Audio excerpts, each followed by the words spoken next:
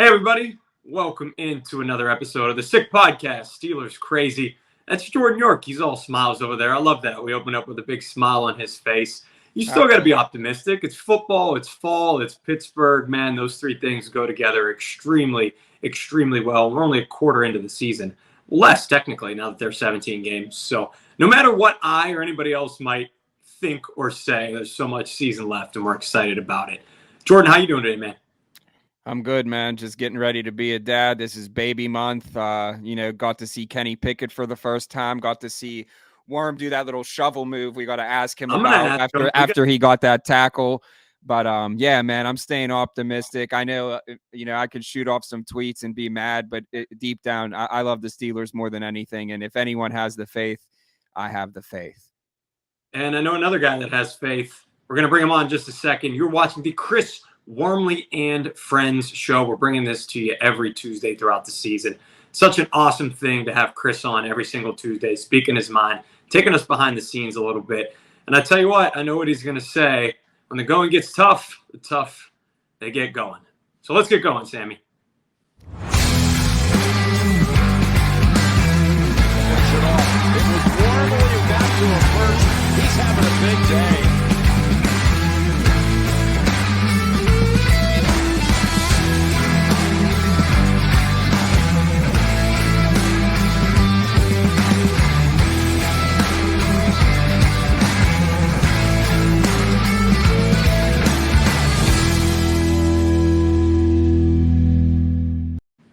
Man, I really need to shave my playoff. It's like I got a playoff beard going on. Hockey hasn't even started yet. My beard looks good in that intro.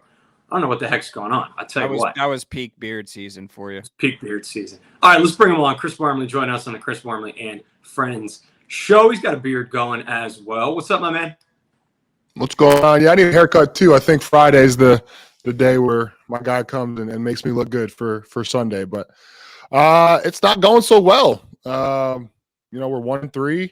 And coming off of a game where I think that a lot of us think that we should have won that game. And film was tough yesterday to watch and sit through that. But we were trying to make the corrections and trying to see where we can improve. And that's kind of where we're at. Like you said, little less than a quarter into the season now that there's 17 games. Yeah, I mean, listen, we sat here with you last Tuesday, and you guys took complete ownership.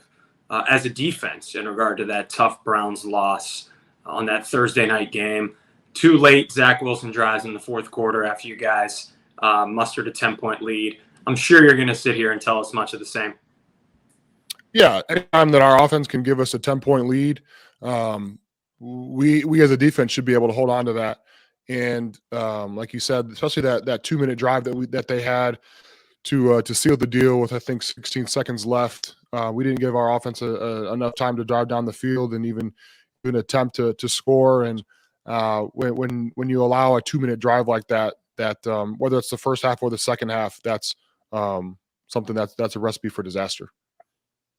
No question about it. You're watching the Chris Wormley and Friends show. Mike Nicastro, Jordan York, and of course, Chris Wormley over here. We'll have Worm give some parenting advice to Jordan, I guess, maybe at some point on this episode. Thank you. I think that's a good guy to lean on. That's for sure, JY. And we got to get your future daughter a Wormley jersey too. Oh yeah, it's definitely she'll make an appearance too, just like there Spade. We go. Yeah, let me know when she makes the appearance. We'll bring Spade on, and it'll be girl dad time for sure. We'll kick Mike off, and it'll just be us four. All right. Tell you what, that will get way more clicks, views, all that good stuff. So I don't know why you didn't think of this plan earlier. You should be our producer. Sorry, Anello, Sammy, myself, and Jordan. All right, let me see how I can transition out of this one. I want to ask you, Chris, about a couple things that were said this week by your teammates. Obviously, want to always put it out there. You're never going to really speak on somebody else's behalf, but want to get your thoughts if you feel the same way on these quotes. First, I want to ask you about your all-pro safety guy in your back end there, Minka Fitzpatrick. Said it's always frustrating to lose to a team that you know you're better than. Expand upon that for me. Yeah, I mean, it's frustrating to lose to anybody.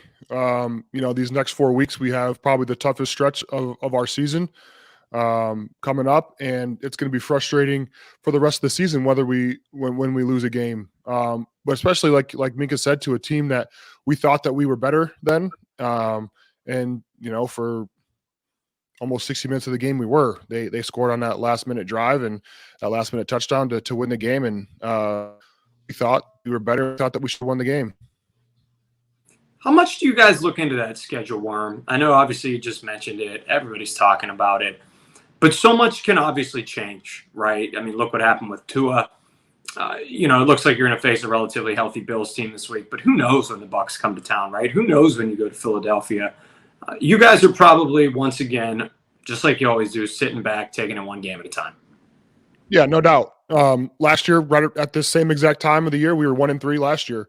We had beat the Bills last year at the season opener, and then lost 3 in a row. And that's kind of how we are right now. We beat the Bengals in that wild game the first week, and then go on to lose 3 games. And 3 games that we had opportunities to win the game. We had opportunities to make a play on defense, especially to win the game and to put our offense in a better position. So when you look back, even, the past is the past, but the past of last year is still really fresh when it comes to, at least in my mind, of, how we turned our season around last year and made it to the playoffs. So for myself, I'm thinking it, take it one game at a time, but there's still so much left to play for and to prove, just only 4 weeks into the season. No question about that. Let's talk about your all-pro wide receiver a little bit. This has been maybe misconstrued, and I'm absolutely paraphrasing here. But the first thing I thought of after his post-game press conference, where he said, obviously, this is a rebuilding year, was what would Cam Hayward think of that comment? What would Chris Wormley or, Tyson Alualu, Minka Fitzpatrick think of that comment? So I'll ask Chris Wormley.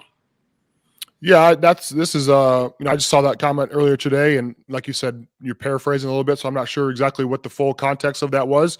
But when you look at guys like Cam, you look at guys like TJ and Minka who are in their prime, and Deontay, who is, going into his prime. He had a big year last year, just signed that big contract, and he's in his prime as well, I would say, and hopefully he's in that for the next, 5 to 10 years. So when you have guys like that on the team who are ready to win now and who are looking to win now, it's hard to say that you're in a rebuilding process, even if we make a QB change, or even if we have a rookie QB, starting for us for the next 13 games. I know Kenny's not thinking of it as a rebuild year. In his mind, he's a competitor, he's a quarterback, and he wants to win as many games as he can. And we want to talk about the past. Let's go almost 20 years ago when Big Ben stepped in, whatever week that was, I think maybe week 2 of the season, and went on to win 15 games in a row. And I'm sure a lot of guys back then maybe thought that was a rebuild year. But like I said, I don't know, the full context of Deontay's quote and what he was trying to get across. But I know, like I said, guys like the guys on our defense who are in their prime, and even myself, who I feel like is playing his best ball these last couple of years. I'm looking to win now, and I'm looking to make a run in the playoffs. So these next 13 weeks, we have a lot to prove and a lot to show that this isn't a rebuild year. This is just a reload year for us to continue to be the Pittsburgh Steelers. Yeah, well said. You're not in DJ's head. I'm not in DJ's head. If I had to take an educated guess, I think he ends up walking back those comments at some point. And listen, we've all said things knee-jerk after a tough loss. I do it in freaking Madden over here.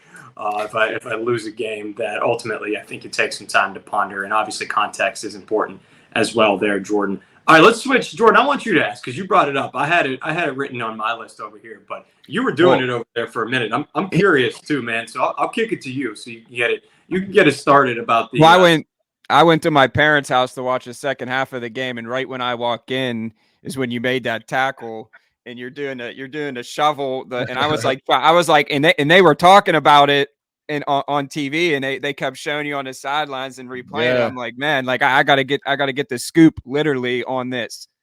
Yeah. So that was something I used to do in college. We used to call it like the grave digger. It was more of an emphatic celebration. I'll even pull it up. My buddy who's in town, Brian Koffler, him and my buddy Jacob Lutt, who were in town together. They text me every week, Warren, let's see the shovel. Let's pull the shovel out. And this is, I don't know if you could see it on here. Yeah. Yeah. Oh, yeah. This is me doing it back in maybe like 2015. and then this is the picture from Oh from man, Sunday. So it's a little more controlled, a little more reserved. But yeah, that's kind of where it came from. And those I give a lot of credit to those guys for reviving the shovel this week. But yeah, it was I felt it was the right thing to do. It was a big play, tackle for loss, and I think that was one of the plays that I look back on for the game, and I think was one of those kind of big plays in the game that could have shifted some things. Definitely. You got one more, Mike, or do you want me to start with the Bills? Jump in, man. So we're gonna just move focus to the next game. Last year, you guys went into Buffalo and won, stunned everyone. And how did you stop Josh Allen? Like, if that's possible. Yeah, we got him into third down situations. We got him into some obvious passing downs that allowed TJ and Alex to get after the quarterback. I think TJ had 2 sacks that game, a sack fumble that we were able to recover, and then Miles Killebrew had a big block for a touchdown that Ulysses picked up and scooped and scored for a touchdown that really shifted the game. And it's going to take a full team effort like it does every game. But especially as a team like the Bills, who are so well-rounded, they have a great defense. They have what looks like the front runner for MVP right now, only 4 weeks in. And then when you combine Josh Allen with a guy like Diggs, that's a scary duo right there. So it's going to take our defense to probably play their best game of the year, similar to the Cincinnati game, where we're going to have to create a lot of turnovers and create a lot of momentum for our offense, especially going into a hostile environment like that. You're driving into the stadium, you're watching guys jump off of tables and screaming, and they're probably one of the best fan bases in the NFL. Yeah. So when you hostile environment like that, I said one of the best. There's a top 5 list. I think the Steelers are. Yeah, Bills Mafia is definitely crazy. Yeah, but not as crazy as the Yins are crazies, which is great. Thank you. That's what we were looking for. Tough. No doubt. So when you roll into a spot like that, it's not only just the players that you're playing against, but you're playing up against a fan base that is going to be extremely loud and extremely excited to play the Pittsburgh Steelers. Yeah, so knowing that you guys went in there last year and won on the road, what confidence does that bring this year going there? Knowing that you've been in that territory before and you came out victorious. Yeah, I think that's a huge confidence booster. When you think about what we did, how we won the game, it wasn't a pretty game, but it was a game that we fought hard to win. We made plays on defense, we created turnovers, and like I said, that punt block for a touchdown was really what won us the game. And we're going to bring that same confidence. We're going to bring that previous memory of how we won that game and try to use that to our advantage. Definitely. So I have to ask, Kenny Pickett came into the game QB1. How much confidence do yourself, just seeing him at practice and going up against him, and just as a team, the confidence level? I know that he plays with a swagger. I watched and covered him his whole college career, so really excited that we get to watch him go at it. Yeah, I think that's what excites a lot of us on the team, and especially the fan base, is that swagger that he brings. He came into the game and you should have. I don't know. Both you guys weren't at the game, but just the cheers and the excitement that the fans had was contagious. We felt that. We felt the love that they had for Kenny, and he comes in and has 2 rushing touchdowns, and was kind of moving the ball here and there. I know he threw 3 picks, but a lot of those, those are, sometimes what happens when you're a rookie quarterback stepping in at halftime. So I know he's looking to clean up those mistakes, and we're going to have to play pretty much mistake-free ball when it comes to how we're going to win this game on Sunday. And I know that he's really excited. I know he's going to be confident, probably more than anybody on the field. And we're looking for that swagger for him to lead the offense. Most definitely. So we are going to play our favorite game, Worm Association. Go ahead, Sammy, roll it.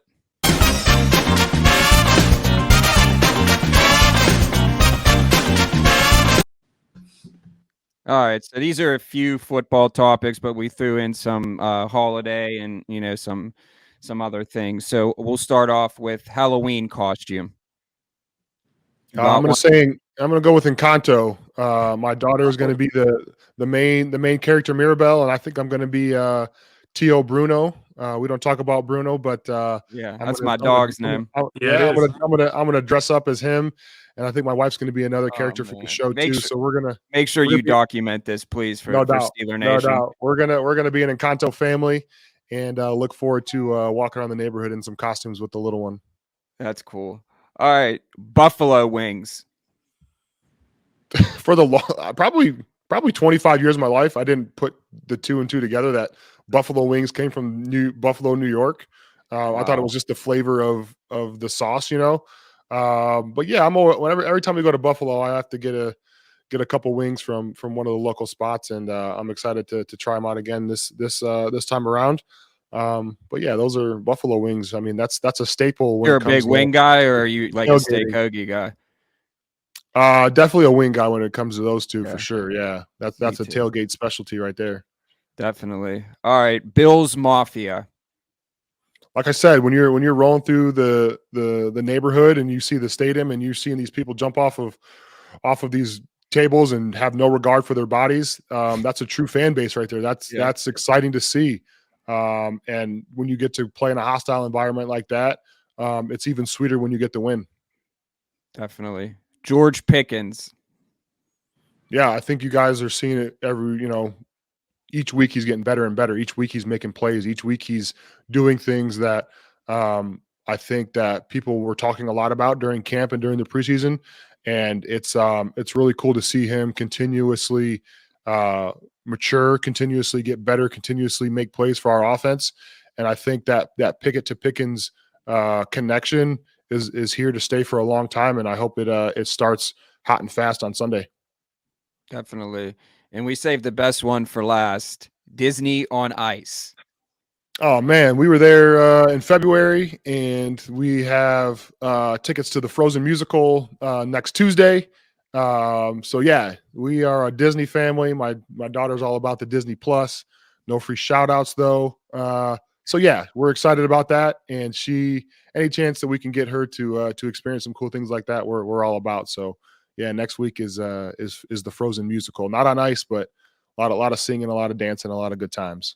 Do you participate in the singing and dancing as well, or you just take it all in? Of course. Well, especially when the soundtrack is just ingrained in your head. Yeah. You'll know as soon as I know. maybe I'll give another 7-8 months until you start putting on those shows and the songs start coming, and you won't even be around your daughter, and you'll be in the car singing the songs. It'll just come on and you'll listen to it. I'm telling you. That's how I felt about that Bruno song. It started coming on. I'm like, what is this? This is like a Disney song on the radio, and then I'm singing it, and then I'm singing it to my dog because he's named Bruno. So we'll be finishing each other's sandwiches soon enough. Yeah, absolutely. Yeah. All right. Speaking of sandwiches, hold on. That made me curious. For a long time, people thought hoagie was only a Pittsburgh word. You said steak hoagie, Jordan. I was like, all right, you're not far away, Worm. You're Toledo. Is that a northeast word? Were you guys talking hoagie over there? Or is that a Pittsburgh word? Yeah, I've heard of hoagies. We have the hoagie rolls in the stores, and we'll make the hoagie sandwiches and hoagie subs, all that good stuff. Yeah. What about pop? Pop? Oh yeah, pop is definitely a Midwest thing. Yeah, no doubt. Because if you go down to like South Carolina, I ask for a pop, and they just look at you like. And people know what you're talking about, but it's like almost like they want to like have a confrontation over pop, soda, Coke, whatever you want to call it. They want to have that conversation. So yeah, it's funny. Yeah. We do it too. I can't lie. You come up to Pittsburgh and you say, I want a soda. We look at you like you have 11 heads. There's no question. Good stuff. We get frozen and hoagies on the show. I enjoy it. All right, let's wrap up with some Michigan football talk. You know, our fans love it. The Maize and Blue. I heard you guys are going to have a Maize and Blue out, which is kind of unique and pretty darn cool coming up. But you guys go into Iowa. I want to get this right. 5-game losing streak you guys had at Kinnick Stadium. Coach Harbaugh said top 5 teams go to die at Kinnick Stadium. You kind of referenced that last week as well. Michigan did not die. They pretty much won in a blowout fashion. How impressed are you with them? Yeah, it was pretty impressive. You know, sat here last week and said that my senior year there, 2016, I think we were ranked 3rd, and we lose on a last-second field goal. They go in and I don't think they were down at all during that game. And J.J. McCarthy is continuously proving why he's the starter. Their running back Corum is probably maybe the best back in the league or in the nation, and their offensive line looks really good. Their defense is coming on. They lost a lot of guys on the defensive front, and they're looking like they haven't skipped a beat. But yeah, going into a place like that is really tough to win, and they won in dominating fashion, and it was really fun to watch. I want to throw out a couple words that analysts use often, fans use often, but I never really get to ask the players their thoughts on it. Those words are trap game. And in college, obviously, I'm sure anybody would admit, you're not as mature. You're learning as a human and as a player, you're growing. For what it's worth, I'm thinking, all right, Michigan's got Indiana this week. I'm sure you've had circumstances like this in the past in college, high school, and what have it. And they got at Penn State, a big game after that. I'm not sure if they're at Penn State, but they're playing Penn State. Does that exist? How do you focus on that game? Is there a trap game mindset? Have you seen that play out? Yeah, I've been in numerous trap games before, and Indiana was one of them. It was 2015. Go to Indiana, and we were in like quadruple overtime or something crazy like that, double overtime, and that was a team that we shouldn't have even been, close to. We should have blown them out by 28 points, 4 touchdowns, and we win the game. But when you, especially like this at like Michigan, I think they're a really mature team. I think they know the value in playing each game, not looking ahead, even though they have Penn State next week, which is going to be their biggest test so far. But Indiana is always one of those teams that, like you said, that trap game, you don't want to say it or think about it. You want to prepare it like every other team and every other game that you play.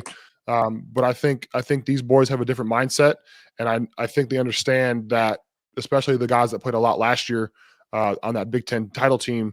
They understand the value and the importance of every week. I know it was a tough loss this past week. Did you go into Nordstrom this week yet?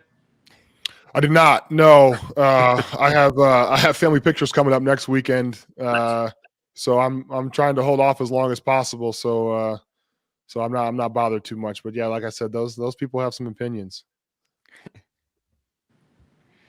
Well, let's wrap up here. Chris Wormley and Friends Show. Always a pleasure. Listen, man, he said it. We sat here last year once more with a 1-3 Pittsburgh Steelers football team.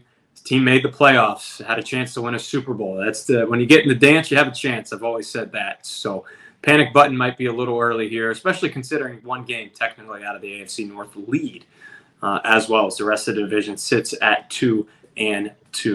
All right, for Jordan York, Chris Wormley, as always, Chris, just stay healthy, man. Enjoy it. No doubt. Thanks, fellas. I want to see that Gravedigger, though. I want to see that on Sunday again, all right? That's Listen, all man, every time, big plays. I got something coming for between me and my daughter, but that might have to be saved. Well, let me know. I'll take a number and get in line, and I need to see that celebration. I got you. Thank you. Appreciate you, fellas. All right, thanks. Go Steelers. Sammy, you know what to do. And that's a wrap. Hope you don't miss us too much until next time. Follow the Sick Podcast Steelers Crazy on YouTube, Instagram, Facebook, Google Play, and Apple Podcasts.